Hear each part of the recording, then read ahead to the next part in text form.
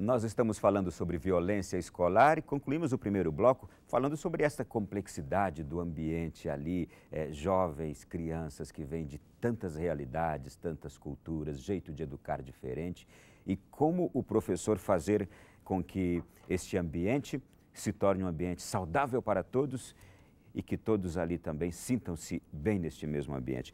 O professor e a escola, né? Vou deixar novamente Maria José e a Margarete livres para comentar sobre isso, porque a gente está retomando justamente de onde paramos. Sim. Bom, uma coisa que eu acho muito importante pontuar, que em primeiro lugar, a deficiência na formação do professor, ela tem sido decisiva para a não superação da violência na escola, quer dizer, uma formação precária, uma formação também defasada. Um estudo da Câmara dos Deputados, da Comissão de Educação, mostrou que os conteúdos ensinados aos professores brasileiros, eles são defasados até 30 anos. Portanto, o acervo, as próprias discussões teóricas superadas vêm sendo, infelizmente, né, tratadas, abordadas nos cursos de formação, o que limita os horizontes desses professores. E um outro aspecto muito importante aí se trata da precariedade na formação, a formação insuficiente para abordar uma complexidade tão grande como essa que você e Margarete trataram. E um segundo aspecto é a intolerância de classe, né? Tanto por parte do Estado como por parte dos professores que recebem uma informação ou uma formação para a intolerância. Por exemplo, os professores têm uma visão de classe média, uma formação que contrasta com a grande maioria dos alunos que frequentam as escolas públicas brasileiras. Essa diferença, interessante, ela precisa ser superada pelo conhecimento, pela discussão teórica, pela compreensão, pela solidariedade dos professores com os alunos. E é muito interessante que os professores confundem a miséria intelectual dos alunos com a miséria física. Eles acham que o aluno, por ser pobre ou coisa do tipo, não alcança determinado, ele faz uma confusão entre miséria intelectual e miséria espiritual, né, dos alunos. E às vezes tratam como uma atitude caritativa, religiosa, mas que nem sempre, né, e quase sempre não é, de tolerância, de respeito às diferenças, aos sentimentos desses alunos que vêm de outras comunidades.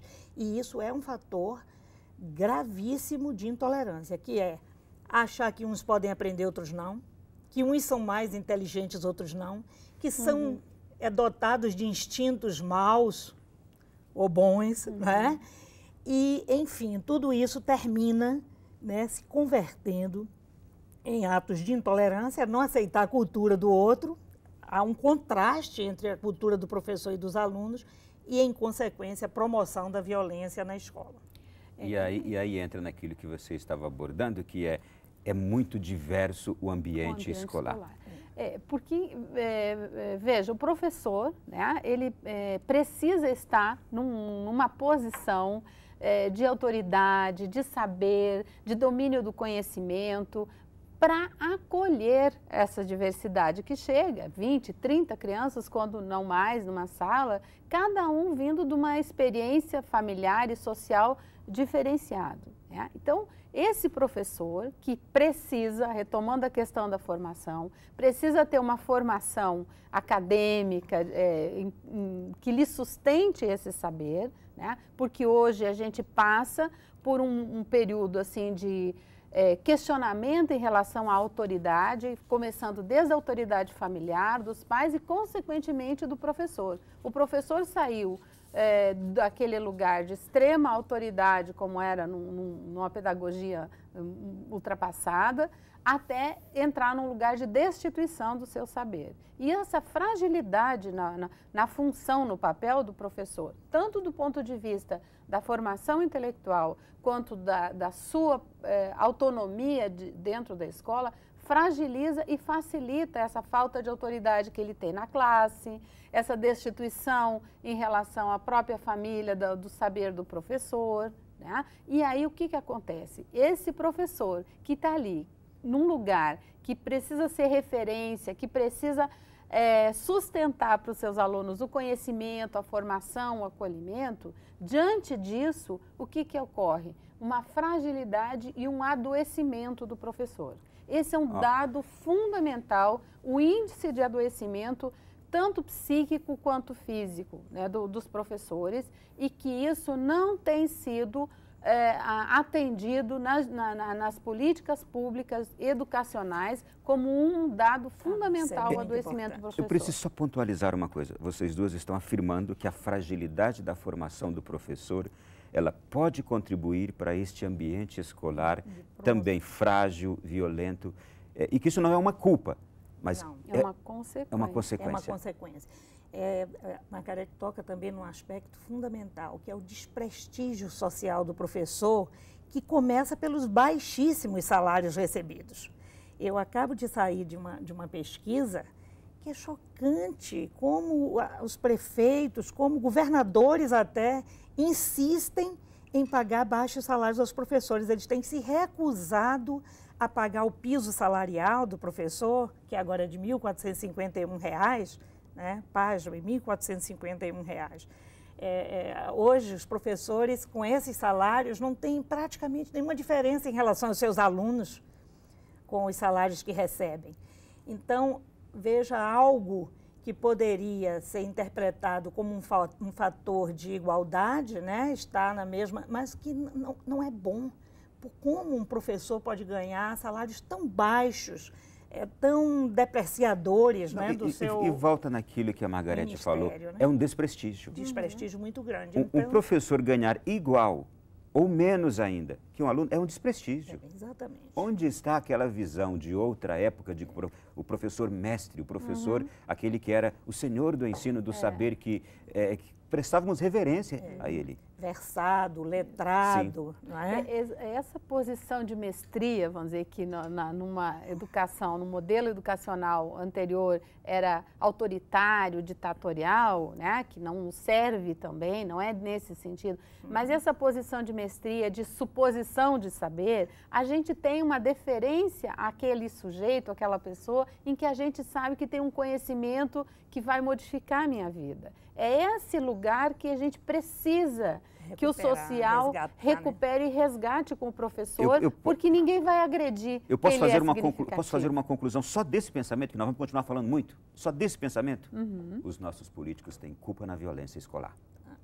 Porque se eles não contribuem para um prestígio maior dos professores, que colaboraria para uma formação muito melhor desses mesmos professores, então eles têm culpa também na violência escolar. Sem dúvida.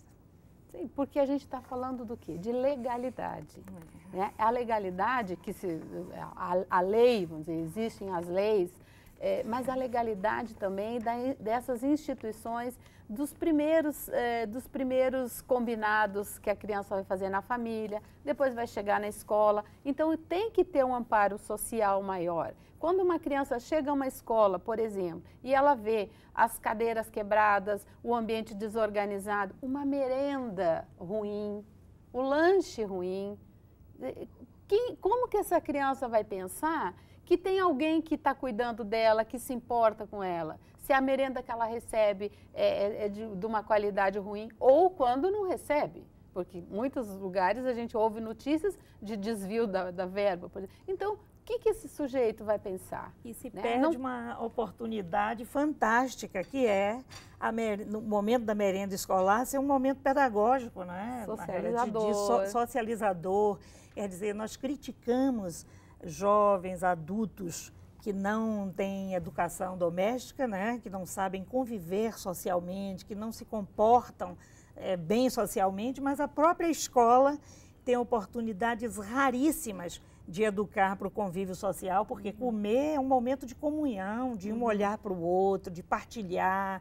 Aliás, não é sem mais nem menos que a Igreja Católica, principalmente, né, destaca a comunhão, aquele momento de participação, né, como um momento decisivo na própria história da humanidade. Em volta da mesa é onde praticamente aconteceu e acontecem todas as coisas mais importantes da humanidade. Então, na escola, esse momento é, vamos dizer assim, também desprestigiado, tratado com muito desprezo e não se aproveitando para ensinar convivência. As senhoras estão me fazendo fazer uma viagem no tempo. Eu estou me recordando da minha época de escola, onde eu tinha prazer e, ao mesmo tempo, temor de ir à escola.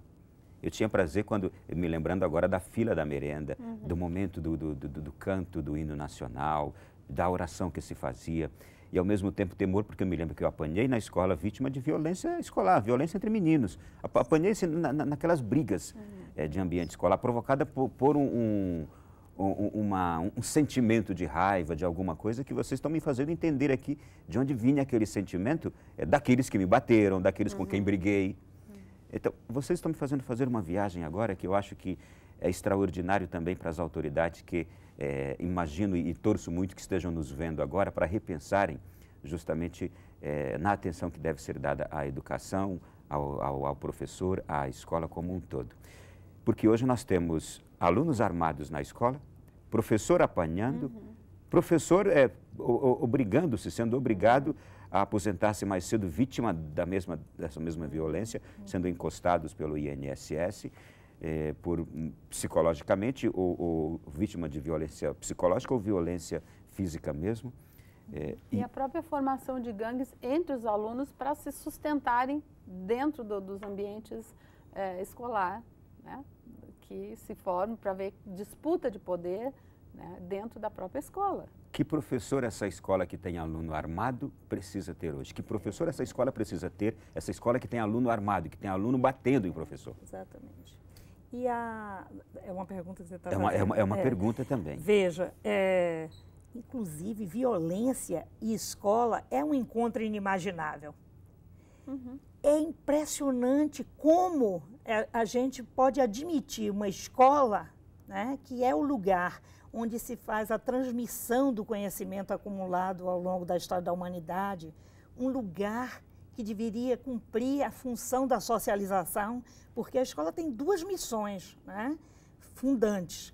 Uma é a transmissão do conhecimento produzido historicamente, e a segunda missão, e essa tem sido relegada, Ronaldo, e aí é que está o núcleo da violência, é que a escola abdicou, vem se demitindo da sua função primordial, que é promover a socialização e ensinar a convivência social.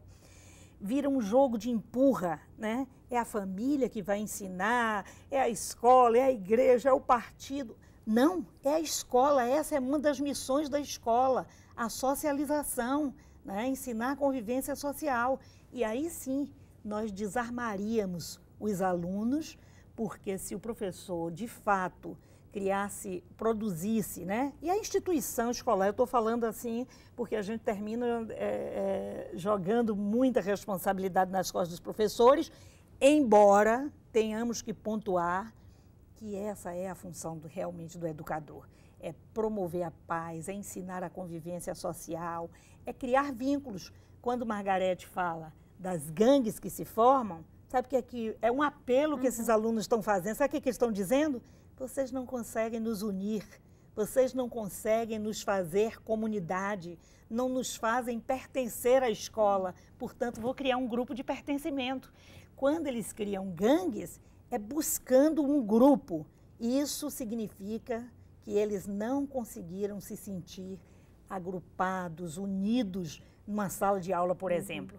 Ao contrário, a escola promove as brigas entre os alunos, quem sabe mais, quem sabe menos, as disputas, a competição, ao invés de promover a cooperação, né, que é fundante. Aliás, o Piaget nos ensina que a primeira fase da aprendizagem do juízo moral é primeiro a coerção mesmo, né?